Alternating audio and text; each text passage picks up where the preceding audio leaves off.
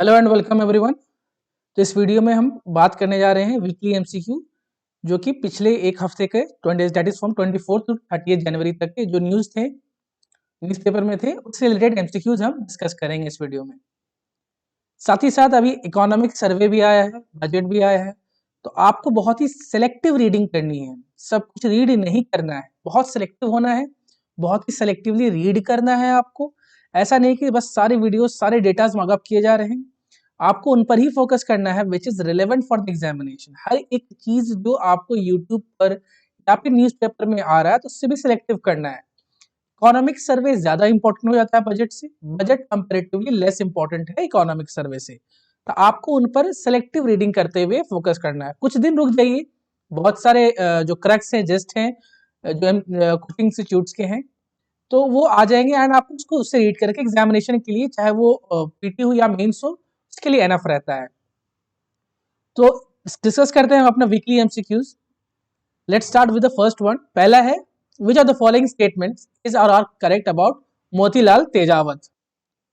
तो पहला स्टेटमेंट है he was the leader of Eki movement.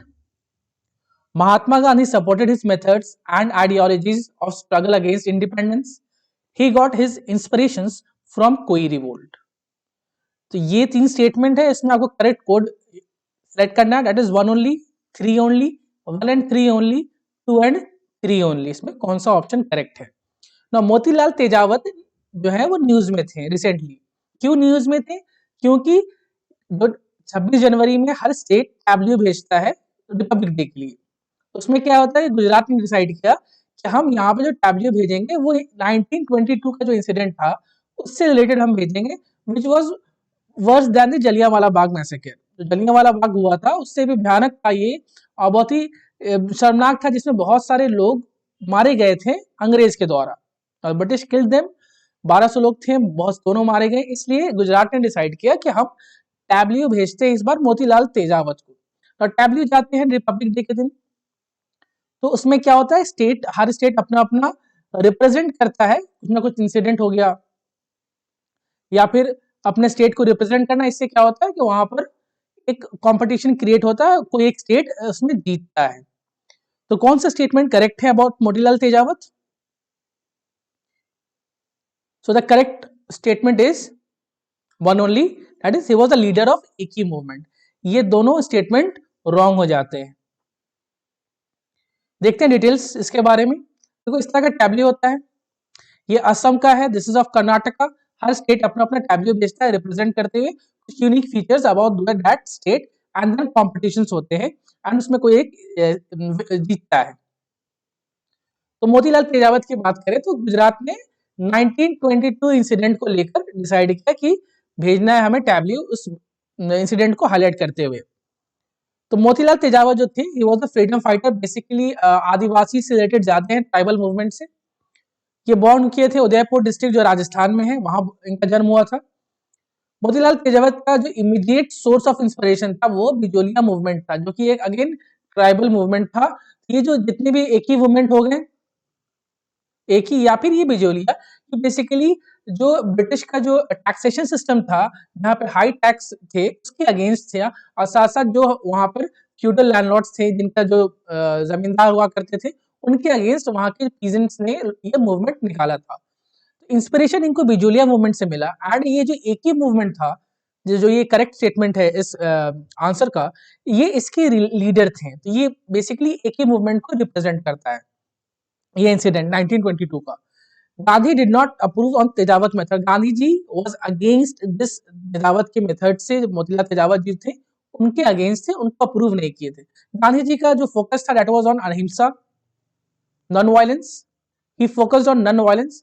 That is why बहुत सारे जो प्रैक्टिसेस थे डिफरेंट फ्रीडम फाइटर्स के उसके अगेंस्ट थे गांधी जी, इसलिए अप्रूव नहीं किए थे इनके मेथड से और अपने आप को डिस्टेंस कर लिए थे। तो मार्च 7 1922 को क्या होता है कि Bhil tribal villages in Sabarkantha district में कुछ लोग, जो हेर नदी है वहां पर, लीडरशिप मोतीलाल तेजावत की लीडरशिप में इकट्ठा हो जाते हैं, गैदर हो जाते हैं। इसके लिए प्रोटेस्ट करते हैं लैंड रेवेन्यू सिस्टम के लिए जो कि ब्रिटिश ने लेते आए थे एंड उसमें हाई टैक्सेशन था, देना पड़ता, चाहे आपका क्रॉप भी फेल करे तब भी आपको देना है, चाहे कोई भी इशू हो उस केस में देना पड़ता था इन्हें। तो उसमें क्या होता है कि आर्मी आती है, ठीक है, एंड उसके जो मेजर रहते हैं एचजी सैटर्न रहते हैं, एंड ये ओपन फायर कर देते हैं जिसमें 1200 लोगों की मौत हो जाती है, मारे जाते हैं, वहां शहीद शहीद हो जाते हैं।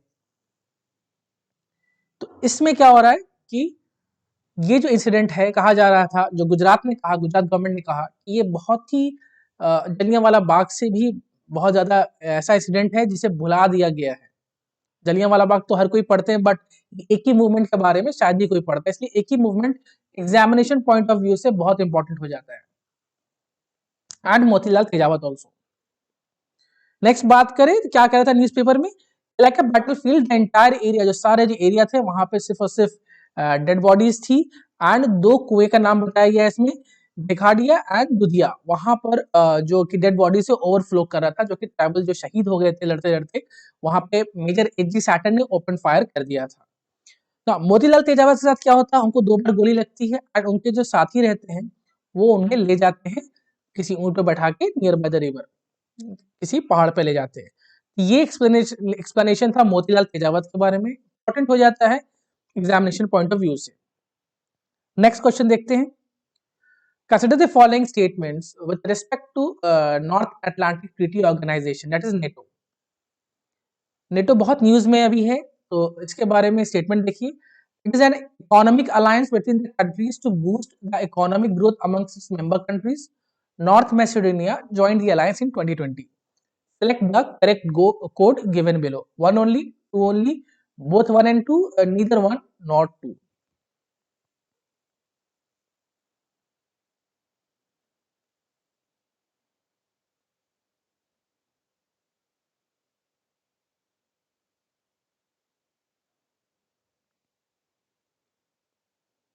So the correct answer is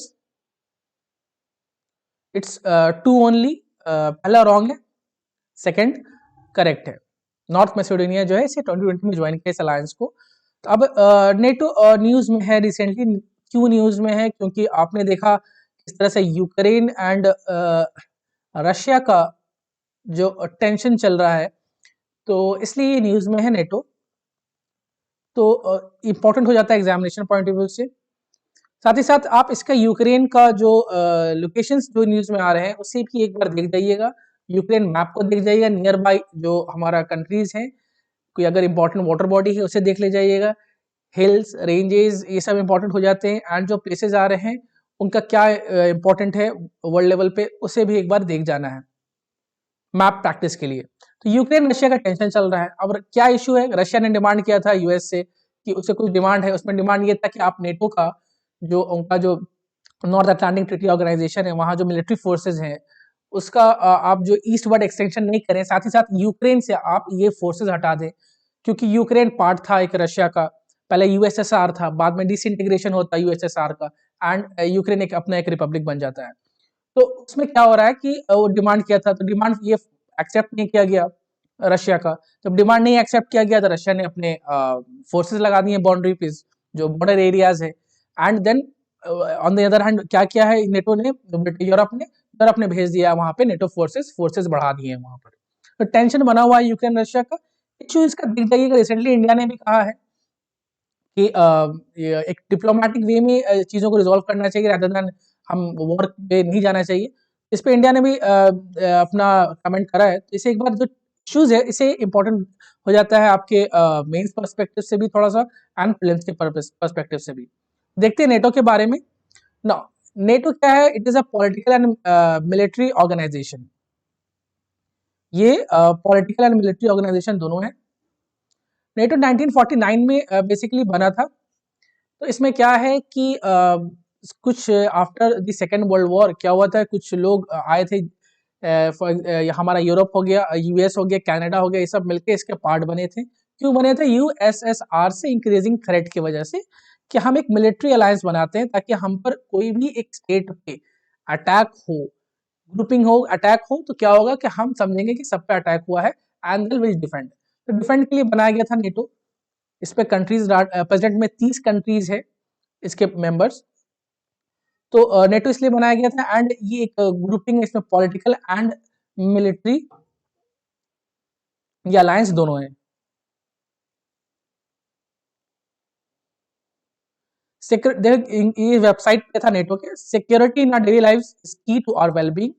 NATO's purpose is to guarantee the freedom and security of its members through political and military means। दोनों ही मीन्स से इनका काम है कि फ्रीडम एंड सिक्योरिटी प्रोवाइड किया जाए। पॉलिटिकली क्या है? NATO promotes democratic values and enables members to consult and cooperate on defense and security related issues to solve problems, build trust and in the long run prevent conflict। तो ये basically politically method से अगर बात करें तो वहां पर हम ये नेटो का जो एम है ये प्रमोट करता है डेमोक्रेटिक वैल्यूज, जहां पे हम कंसल्ट एंड कोऑपरेट करके जो भी इश्यूज है, प्रॉब्लम्स है, कॉन्फ्लिक्ट आ रहे हैं उसको सॉल्व किया जाए। बेसिक तो ये डिप्लोमेटिकली सॉल्व किया जाए। सेकंड है military. NATO is committed to the peaceful resolution of disputes if diplomatic efforts fail. देखो अगर एफर्ट फेल कर दे हो जाता है, it has the military power to undertake crisis management operations. These are carried out under the collective defense clause of NATO's founding treaty, Article 5 of the Washington Treaty, or under a United Nations mandate, alone or in cooperation with other countries and international organization। तो ये military भी कह रहा है कि अगर talks fail कर जा रहे हैं, अगर ये हाथ मिलाने से काम नहीं चल रहा है, तो हम फिर गन का इस्तेमाल कर सकते हैं। और आर्टिकल 5 इसका यही कहता है कि अगर अटैक किसी एक मेंबर कंट्री पर भी हो रहा है, if there is an attack on one member country, let's say Canada इसका मेंबर है, तो कनाडा पर अगर अटैक हो रहा है, ये समझा जाएगा बाकी 29 कंट्रीज पर अटैक हुआ, सब जाके फिर डिफेंड करेंगे अटैक एंड यूनाइटेड हो जाएंगे। तो ये एक ब्लॉक है, बनाया गया है, ग्रुपिंग बनाई गई। एक होता है आपको गली ग्रुपिंग, जहाँ पे फोन करते भाई मैटर हो गया है, और एक होता है इस टाइप का ग्रुपिंग जो कि इंटरनेशनल लेवल पे होता है कि हेलो हाँ कनाडा मैटर हो गया है, साथ में आ जाओ। तो ये बेसिकली वही चीज है। यहाँ पे political and military organization, economic organization जो पहले सेंटेंस में था वो नहीं है, पॉलिटिकल एंड मिलिट्री है। नेक्स्ट देखते हैं कलेक्टिव डिफेंस का कॉन्सेप्ट है यहाँ पर। NATO is committed to the principle that an attack against one और सेवरल ऑफ इट्स मेंबर्स, चाहे एक हो या फिर एक से ज्यादा हो, is considered as attack against all, सब पे अटैक ये समझा जाएगा। This is the principle of collective defence. Collective defence के ऊपर ये फोकस करता है, which is enshrined in article 5 of the Washington treaty. तो वॉशिंगटन ट्रीटी का आर्टिकल 5 ये कहता है अगर अटैक किसी एक पर या फिर एक से ज्यादा पर, तो समझा जाएगा सब पर अटैक हो गया। ये ग्रुपिंग वाला जो मामला है। तो फार आर्टिकल 5 एक बार ही इन्वोक किया गया है इन रिस्पॉन्स टू 9/11 जो टेररिस्ट अटैक हुआ था यूनाइटेड स्टेट इन 2001, तभी किया गया। इंडिया इसका मेंबर नहीं है, याद रखिएगा। इंडिया फोकस किया था जो हमारे जब first prime minister of India Nehru, या फिर वो हमारे फॉरेन मिनिस्टर भी थे, उन्होंने नेहरू जी ने नाम का किया था नॉन अलाइनमेंट मूवमेंट। ये किसी का ब्लॉक बनने पे उन्होंने अगेंस्ट थे इसके, उन्होंने कहा था कि हम नॉन अलाइन रहते हैं एंड हम अपने कंट्रीज के ऊपर फोकस करके उसको ग्रोथ करते हैं, rather than making these kind of blocks and alliances. ऐसे जुड़ने से अच्छा है कि हम अपनी कंट्री पर फोकस करते हैं, इसलिए नाम पे फोकस किया था इन्होंने। अभी क्या है, the translate link, NATO is an alliance of countries of from Europe and north America. It provides a unique link between these two continents, enabling them to consult and cooperate in the field of defense and security। तो basically defence and security से ही related है, and conduct multinational crisis management operation together. तो ये America and Europe की जो countries हैं वो इसके अलायंस में है, वो एक इसके ग्रुपिंग में है। इंडिया पार्ट नहीं है, एंड ये पॉलिटिकल एंड मिलिट्री अलायंस दोनों है, एंड इनका काम है कलेक्टिव डिफेंस करना। तो ये कंट्रीज है ईयर वाइज से इसे देख लीजिएगा। तो रिसेंट जो कंट्रीज थी 2020 में, that is North Macedonia join किया है 2020 में इस अलायंस को। यूक्रेन पार्ट है, तो इसलिए वहां पे टेंशन बढ़ रहा है। इस न्यूज भी हमारे लिए इंपॉर्टेंट हो, नेटो भी, एंड जो इशू है यूक्रेन एंड रशिया का, ये दोनों ही एग्जामिनेशन पॉइंट ऑफ व्यू से इंपॉर्टेंट हो जाते हैं। नेक्स्ट देखते हैं, which of the following describes India as republic. देखिए 26 जनवरी था तो एक आर्टिकल आया था न्यूज में, एडिटोरियल में, वहां पे डिफाइन किया गया था कि रिपब्लिक क्या है, रिपब्लिक का मतलब क्या होता है। तो देखते हैं options. A republic is a government which promotes the idea of free and fair elections. A republic is a government which includes all caste and religion in the making of every public policy. A republic is government by free and open discussion. Republic is government which gives right to vote to all its citizens. अब कौन सा correct है इसमें से एक statement, ये बताना है आपको।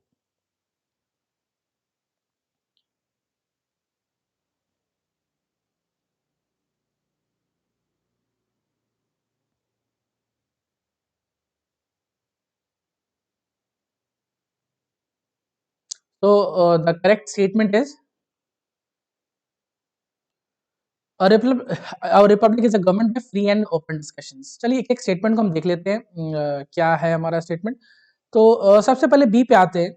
A republic is a government which includes all caste and religion in the making of every public policy। देखिए यहाँ पे एक्सट्रीम वर्ड हो जाता है every। सबसे पहला, हर एक पब्लिक पॉलिसी जो हम बना रहे हैं, सर बना रही है सरकार, उसमें हर कास्ट हर रिलीजन को कैसे इंक्लूड कर सकती है, ये तो पॉसिबल ही नहीं है। इसलिए स्टेटमेंट अपने आप रॉन्ग हो जाता है। अब बचते हैं बाकी और दो के साथ, उसे देख लेते हैं। यहाँ पे क्या फ्री एंड फेयर इलेक्शंस की बात की जा रही है। सेकंड बात की जा रही है right to vote to all its citizens.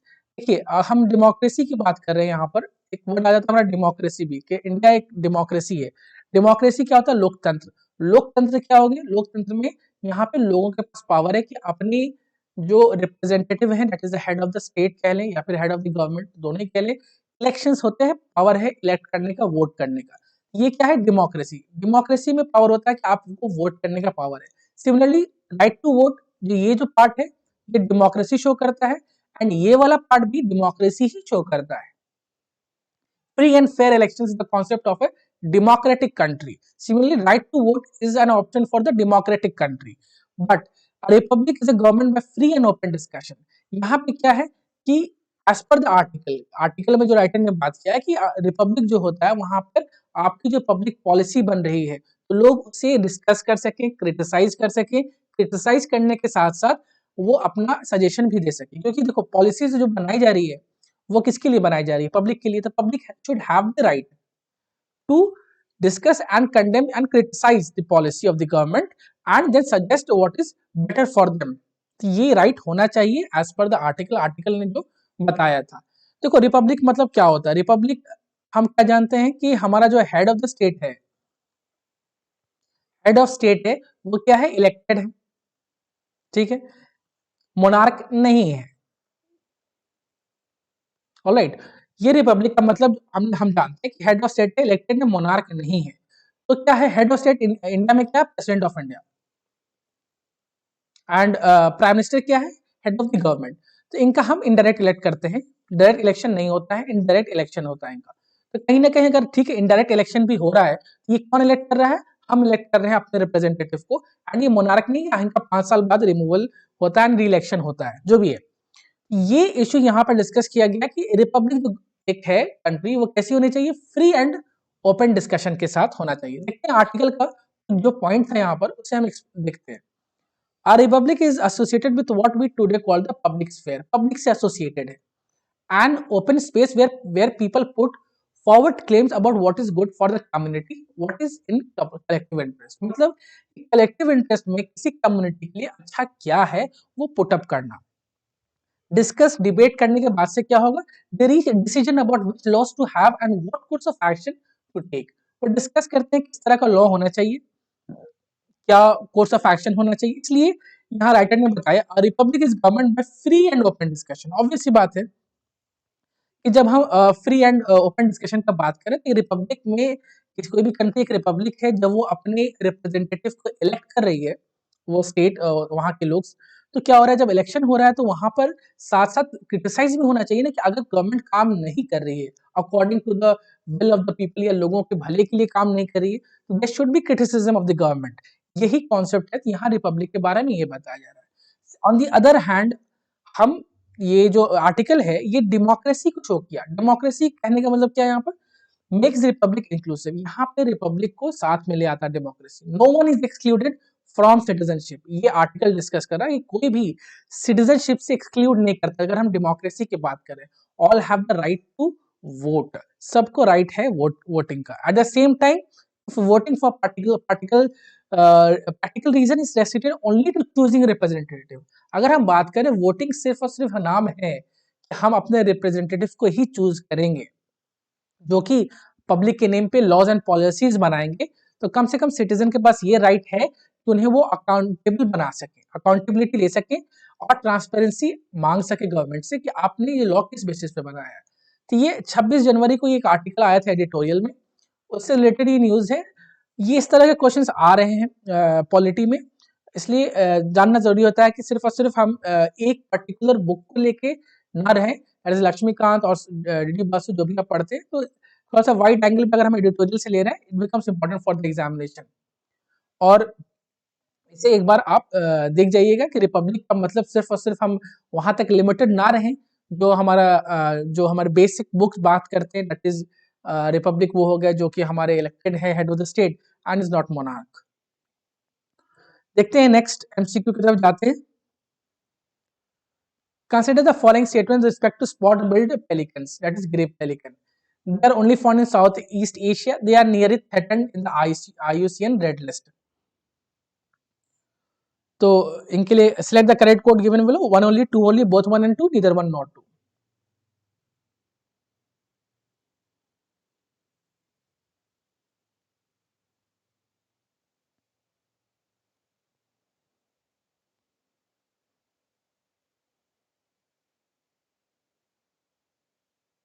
So the correct option is it is both one and two.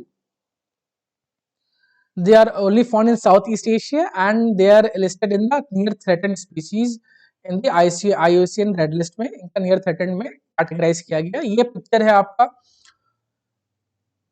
Spot billed pelican, इसे ग्रेप पेलिकन भी कहते हैं। ये न्यूज़ में रिसेंटली था। न्यूज़ में क्यों था? क्योंकि इसे पाया गया है कि यहाँ पर इनका बहुत सारे पेलिकन वो उनका डेथ हो गया है, बहुत सारे फाइंड किए गए हैं, मर गए हैं। तो क्या रीजन था, तो उसके बारे में देखते हैं हम। पहले देखते हैं स्पॉट बिल्ड पेलिकन कहाँ पे फाइंड किए जाते हैं। They only found in south East Asia over a range of territory. ये याद रखिए कहाँ वो फाइंड किए जा रहे हैं, सिर्फ और सिर्फ साउथ ईस्ट एशिया में, such as India, Sri Lanka, South Cambodia and Sumatra along coastal areas. इन सब जगहों पे ये फाइंड किए जाते हैं। अब रीजन क्यों था, क्यों इतने सारे जो हमारे जो पेलिकन है वो मरे हैं? सबसे पहले था नोमेटोड इन्फेस्टेशन। ये बेसिकली कह ले एक तरह का डिजीज होता है, एक तरह का जो ऑर्गेनिजम्स होते हैं जो कि बाद में जाकर जो ये खाते हैं मछली, देन उनके थ्रू ट्रांसफर होता है एंड वो फिर स्टार्वेशन एंड देन डेथ की तरफ इनको ले जाता है। तो स्पॉट बिल्ड पेलिकन जो है मास मोर्टेलिटी हो गया, बहुत सारे फाइंड किए गए। कहाँ? That is Telineelapuram important bird area in Naupada swamp of Srikakulam district in Andhra Pradesh. तो आंध्र प्रदेश में जो यहाँ पे जो इम्पोर्टेंट बर्ड एरिया है एंड नौपदा स्वयं में, वहां पर ये फाइंड किए गए, इनका डेथ हो गया है। तो over 150 spot-billed pelicans have come to the infestation since December, according to forest official, with 20 birds per dying in the past 72 hours alone. तो पिछले 72 घंटों में 72 आवर्स में जो न्यूज में आर्टिकल था उसमें 21 बर्ड मर चुके हैं एंड अब तक के 150 बर्ड मर चुके हैं। इसलिए इंपॉर्टेंट हो जाता है हमारे एग्जामिनेशन पॉइंट ऑफ व्यू से। और अगर हम बात करें देखिए इंपॉर्टेंट बर्ड एरिया होता है क्या? ये बेसिकली वो एरिया होता है जो कि कैटेगराइज किया गया, वहां पर चाहे तो बहुत ज्यादा मास गैदरिंग हो या फिर ऐसे स्पीसीज फाइंड किए जा रहे हो जो बहुत ही यूनिक कैरेक्टरिस्टिक्स रखते हो, स्पेशल कोई बायोम हो, तो वो सब इंपॉर्टेंट बर्ड एरिया कैटेगरी में आ जाता है। तो ये जो नौपदा स्वैम्प है वहां पर जो आंध्र प्रदेश में, ये एक इम्पोर्टेंट बर्ड एरिया है वहां पर। तो वहां पर ये फाइंड किए गए कि ये जो हमारे स्पॉट बिल्ड पेलिकन है इनका डेथ हुआ है। तो ये बेसिकली नोमेटोड इन्फेस्टेशन क्या होता है? Predispose the birds to become weak and then starve. तो बेसिकली उन्हें कमजोर कर देता है एंड देन भूख इतना कमजोर कर देता है कि उनका डाइजेशन नहीं हो पाता है एंड देन जाकर वो डेथ हो जाता है, इवेंचुअली उनका डेथ हो जाता है इस बीमारी से। अगर आईसीएन की बात करें तो नियर थ्रेटेंड है। अगर हम वाइल्ड लाइफ प्रोटेक्शन की बात करें 1972 का, तो वहाँ शेड्यूल 4 में ये प्रेजेंट है। हमारे ये जो स्पॉट बिल्ड पेलिकन है, तो इसे याद रखिएगा कहाँ पे किस कैटेगरी में लाई करते हैं। नेक्स्ट देखते हैं, consider the following statement with respect to the vacancy in the seat of MLA की सीट के जो वैकेंसी हो सकती है उसके बारे में स्टेटमेंट है। देखते हैं Section 151A of RPA Act says a seat of MLA cannot remain vacant beyond 6 months and re-election is needed. Article 190 Clause 4 of the Constitution provides if a member is absent for a period of 60 days without any explanation, then his seat can be declared vacant. Which of the following statement is correct? कौन सा correct है? One only, two only, both one and two, neither one and not two.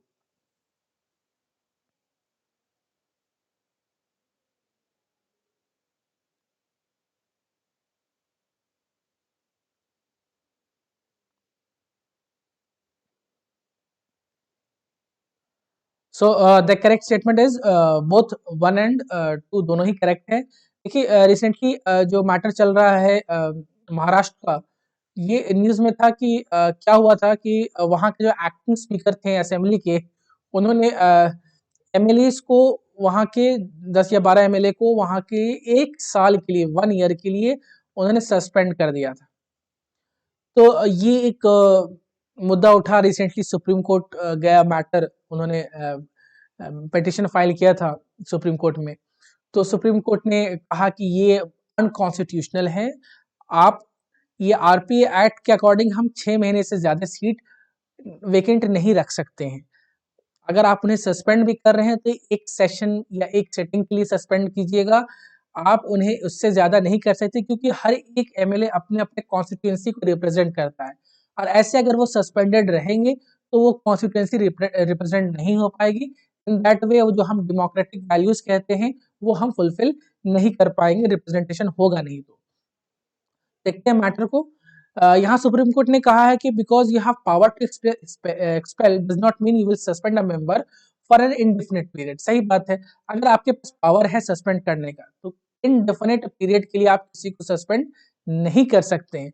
The purpose of suspension क्यों था? तो देखो, purpose suspension का इसलिए है कि अगर वो कुछ रकस मचा रहे हैं, कुछ वहां पे के ऐसा काम करे जिससे बिजनेस जो हमारा हाउस प्रॉपर चल नहीं पा रहा, तो उन्हें उस सेशन के लिए सस्पेंड कर दो।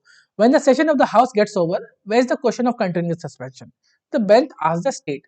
ये पूछा गया कि जब ये चीज खत्म हो जा रही है, जब सेशन ही खत्म हो गया, तो अब सस्पेंशन कहाँ रहा? वहां पे फिर जो हमारे जज थे उन्होंने कहा, once he recognize the right of the House to expel, he goes for every session. Adding that the suspension contemplated is not as per the calendar year but number of sittings. Suspension जो basically है वो setting के लिए, कि एक बार suspend किए फिर दूसरे सेशन में सस्पेंड किए, ऐसा नहीं कि 1 साल के लिए आप पूरा पूरा सस्पेंड कर दिए जाएंगे। उन्होंने फिर बताया कि आर्टिकल 190 क्लॉज 4 कहता है कि वहां will not be as a seat will have the discussion to declare vacant. तो ये क्या कह रहा है कि हाँ, अगर आप 190 क्लॉज 4 है जो हमारा कॉन्स्टिट्यूशन का है, वो कह रहा है कि अगर वहां से 60 डेज तक के अगर एब्सेंट रहते हैं तो वहां क्या है कि वहां पर वो डिक्लेयर कर दिया जाए वैकेंट, लेकिन वहां पे डिस्क्रिप्शन है, वहां के जो स्पीकर को राइट है कि वो वैकेंट डिक्लेयर करे सीट को। द स्टेट उन्होंने फिर डिस्टिंग्विश किया सस्पेंशन फ्रॉम एक्सपल्शन। तो उन्होंने कहा कि एमएलए जो है राइट लूज कर जाते हैं हाउस में एंटर करने का during the period of suspension, but continues to represent his constituency in every other way. तो ये बात की गई। नेक्स्ट बात आरपीए एक्ट की भी की थी, दैट इज 151 ए जो हमने देखा, उसके बारे में भी बात किया जा रहा है कि वो कहता है कि मैक्सिमम 6 मंथ्स के लिए ही आप वेकेंट हो सकता है। आफ्टर दैट क्या होगा कि आपको कुछ ना कुछ स्टैंड लेना पड़ेगा एंड इलेक्शंस कराने पड़ेंगे, इट इज बाई इलेक्शंस। तो ये यहाँ पे कहा गया, इसलिए ये दोनों ही जो है 151 A and article 190 clause 4 important होता है एग्जाम्स के लिए, इसे देख लीजिएगा। नेक्स्ट आता है कि Tapi gas line pipeline project. Consider the following statements with respect to the Tapi gas pipeline project. It is also known as Trans-Afghanistan pipeline. It is being developed with the help of Asian Development Bank. Pakistan is the part of this project. Select the correct code given below. 1 only, 2 and 3 only, 1 and 3 only, 1, 2 and 3.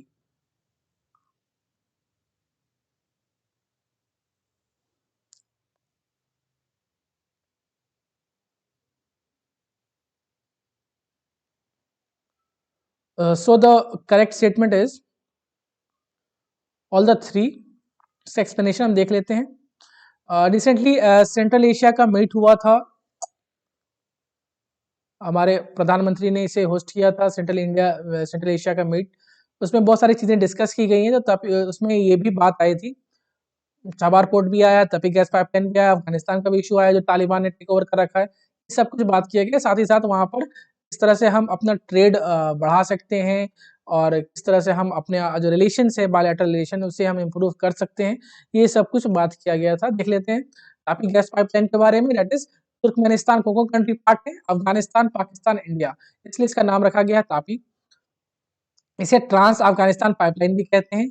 ये क्या है? Natural gas pipeline है जो कि develop किया जा रहा है Galkynysh TAPI pipeline company limited with participation of the Asian development bank. इनके पार्टिसिपेशन के साथ ये पाइपलाइन किया जा रहा है।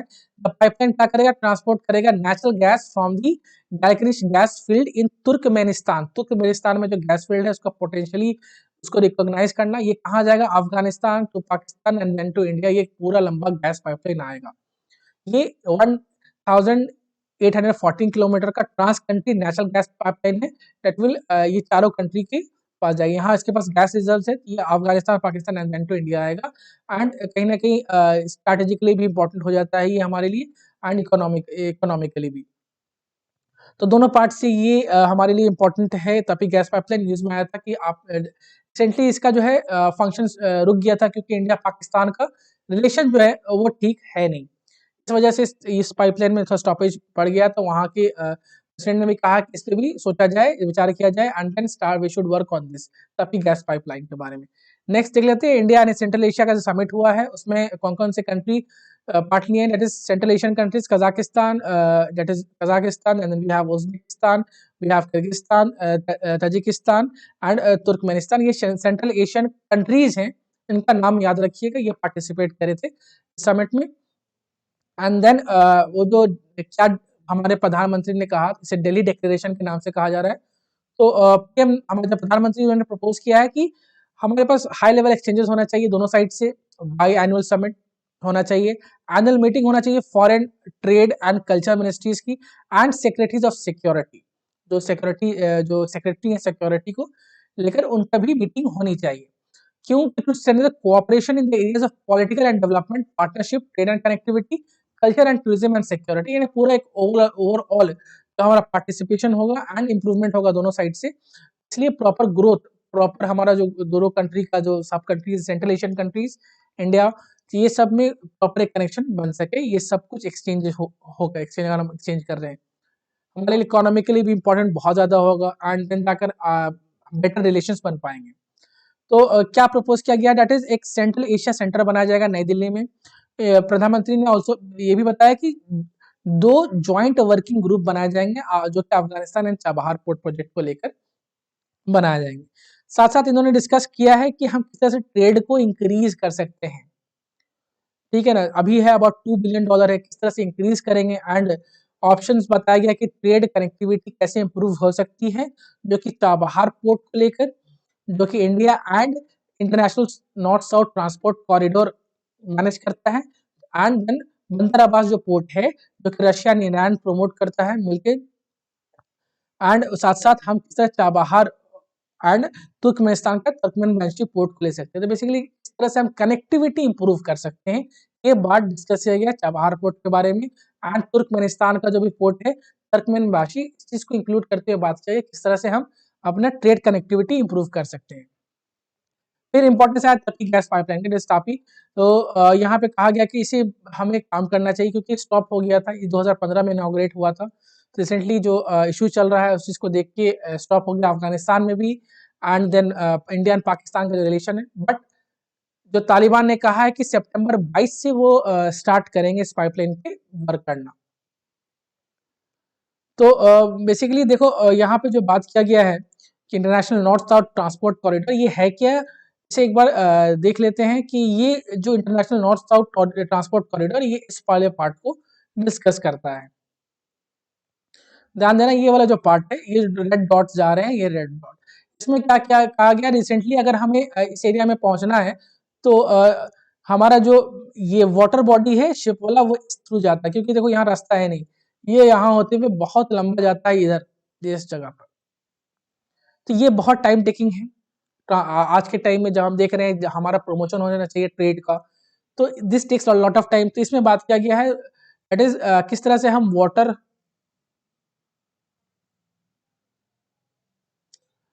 शिप जो हम कह रहे हैं, शिप कह लें, रेल कह लें एंड रोड, ये तीनों मिलके जो कनेक्टेड बनाएंगे, वो उसमें बात किया गया है कि INSTC जो रहेगा वो ये सब डेवलप किया जाएगा हमारा, ताकि हमारा ट्रेड इंप्रूव कर सके, इतना टाइम टेकिंग ना लगे। तो चाबहार पोर्ट के बारे में कहा जा रहा है कि देखो, ईरान के पास एक बंदर अब्बास पोर्ट है, दूसरा चाबहार पोर्ट है। सारा अभी जो डेवलप्ड पोर्ट है वो बंदर अब्बास है। तो जितना इसके पास बहुत ज्यादा ही रश रहता है बंदर अब्बास पोर्ट का, शिप्स का। तो एक और पोर्ट अगर डेवलप हो जाएगा, इंडिया सपोर्ट कर रहा है इस चाबहार पोर्ट को, ताकि बेटर कनेक्टिविटी बन सके सेंट्रल एशियन कंट्रीज के साथ। क्योंकि देखो और अफगानिस्तान क्योंकि पाकिस्तान और इंडिया का रिलेशन है नहीं ठीक नहीं है, तो रोडवेज हम यूज नहीं कर सकते, तो हमें दूसरा ऑप्शन देखना पड़ेगा। दूसरा ऑप्शन में हमें ये मिलता है कि ईरान का जो अगर चाबहार पोर्ट पे हम वर्क करते हैं, फिर जाकर हम Afghanistan and central Asian countries तक पहुंच सकेंगे। मैं ये इतना वीडियोस था इस साल, पिछले वीक के जो करंट अफेयर्स थे, और मैं कुछ और वीडियोस भी डाल रहा हूँ। If you need any explanation on any video, please comment किया करें, उसे बताएं। And hope you enjoyed the session. Thank you.